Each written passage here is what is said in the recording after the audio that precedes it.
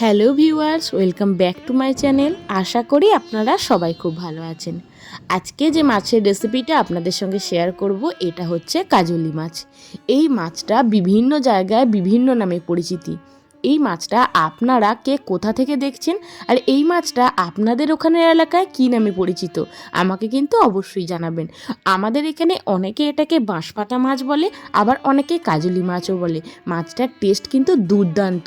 এটা নদীর মাছ, খেতে তো অসাধারণ হয়। মাছটাকে প্রথমেই নুন হলুদ অল্প একটু শুকনো লঙ্কা মাখিয়ে রেখে দিয়েছি। মাছটাকে না ভাজার সময় গ্যাসের ফ্লেমটা একদম হাই রেখে তেলটা ভালো করে গরম করে ভাজতে হবে, কারণ মাছটা খুব নরম হয়। গ্যাসের ফ্লেমটা একদম হাই রেখে সর্ষের তেলটা ভালো করে গরম করে নিয়েছি, তারপর মাছটাকে ভেজে নিচ্ছি। হ্যাঁ, এই সময় অনেকে কমেন্টস করবেন আমি কেন মাছের লেজাগুলো কেটে নিইনি। মাছের সব কিছু উপরের অংশ ফুলকা সব কিছু কেটে বাদ দিয়ে দিয়েছি, কিন্তু মাছের লেজাগুলো যেটা ছিল না, দেখতে বেশ ভালো লাগছিল, আমি সেই কারণে বাদ দিইনি। আপনারা চাইলে কিন্তু লেজাগুলো কেটে বাদ দিয়ে নেবেন।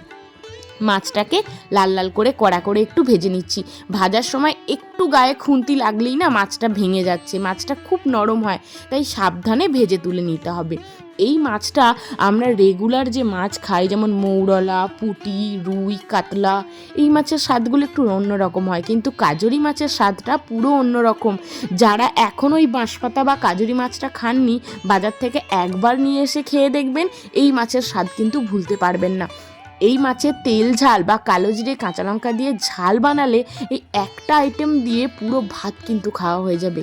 কারা কারা কাজলি মাছ খেয়েছেন বা কাজলি মাছের ঝালটা খেতে ভালোবাসেন, আমাকে একটা কমেন্ট করে কিন্তু অবশ্যই জানাবেন। আমার বাড়ির সবাই কিন্তু এই মাছটা খেতে ভালোবাসে। আমি আজকে এই মাছটার কালো জিরে কাঁচা লঙ্কা দিয়ে ঝাল বানাচ্ছি। এছাড়াও এই মাছের আলু বেগুন দিয়ে সুন্দর একটা তরকারিও হয়, যেটাও কিন্তু খেতে অসাধারণ লাগে। মাছগুলো তো ভাজা হয়ে গেল, এবার এই তেলের মধ্যেই দিয়ে দেব ফোড়ন। একঘেয়েমি রেগুলার মাছ খেতে খেতে আমাদের বোর লাগে, একটু অন্যরকম স্বাদ পাল্টানোর জন্য এই মাছটা একবার কিন্তু ট্রাই করতেই পারেন। যারা খাননি ভাবছেন কীরকম স্বাদ হবে, বাড়ির সকলে পছন্দ করবে, একবার এনে এবার এই তেলের মধ্যে হাফ চামচ দিয়ে দিলাম কালো জিরে, আর দিয়ে দেব দুটো চেরা কাঁচা লঙ্কা। কাঁচা লঙ্কাটা কিছুক্ষণ তেলের মধ্যে হালকা ভেজে নেব। তারপর এখানে একসাথে বেটে রাখা আদা টমেটো কাঁচা লঙ্কার পেস্ট দিলাম। পেঁয়াজ রসুন কিন্তু এই মাছটার মধ্যে আমি দিচ্ছি না, একটু বেশি আদার ফ্লেভারটা হলে বেশ ভালো লাগে।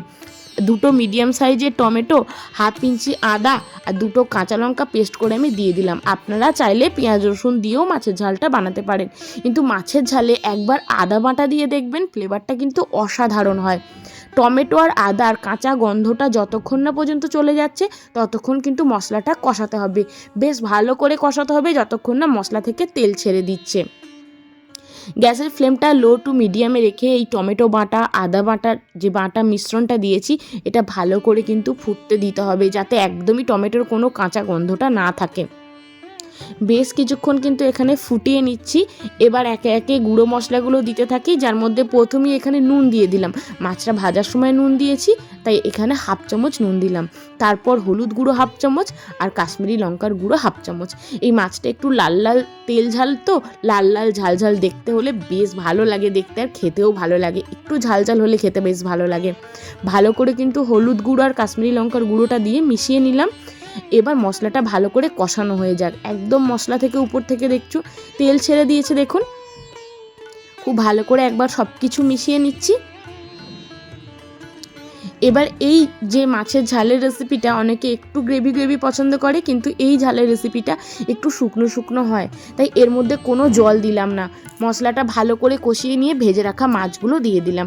এই সময় খুব সাবধানে কিন্তু মাছগুলো মশলার মধ্যে মেশাতে হবে, নাহলে মাছগুলো একদম ভেঙে যাবে। খুব নরম হয় মাছগুলো, তাই খুব বেশি নাড়াচাড়া কিন্তু এই সময় আর করা যাবে না। হালকার উপর দিয়ে মাছগুলো একটু মশলার সাথে মিশিয়ে নেওয়া হচ্ছে। বেশ কিছুক্ষণ একটু ফুটিয়ে নিতে হবে, যাতে মাছের মধ্যে মশলা নুন মিষ্টি ঝাল সব কিছু ঢুকে যায়, খেতেও তাহলে বেশ ভালো লাগবে। আর যেহেতু ঝালের পরিমাণ একটু বেশি দিয়েছি, 2-4 দানা শেষে একটু চিনি দিলাম, যাতে ঝালের সঙ্গে মিষ্টির ব্যালেন্সটা ভালো হয়। একদম ফুটে ফুটে উপরে তেল ছেড়ে দেবে, একদম চটচটে করে যে ঝালটা হয় সেটা তৈরি হয়ে যাবে।